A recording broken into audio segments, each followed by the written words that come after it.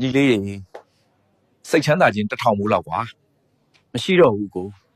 ဟန်ဆောင်ခြင်းပဲကြံတော့တယ်ဟန်ဆောင်ခြင်းတော့ငါမလိုချင်ပါဘူးကွာ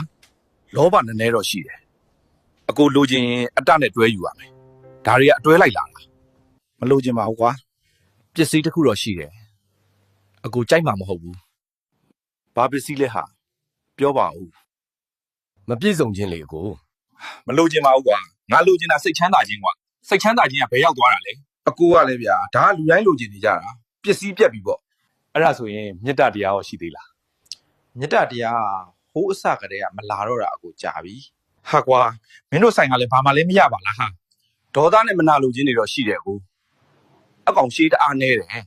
မလိုချင်ပါဘူးကွာငါလိုချင်တာစိတ်ချမ်းသာခြင်းကွာကျွန်တော်မှပစ္စည်းတစ်ခုတော့ရှိတယ်အပစ္စည်းရဲ့ရှားလဲရှားတယ်အကိုလိုချင်တဲ့စိတ်ချမ်းသာခြင်းထက်လည်းကောင်းတယ်မင်းပစ္စည်းကအဲ့လောက်တောင်ကောင်းတာလားဟာငါယူမယ်ကွာအဲ့ဒါဆိုဘာပစ္စည်းလဲပြောဥပ္ပခါတရားလေးကို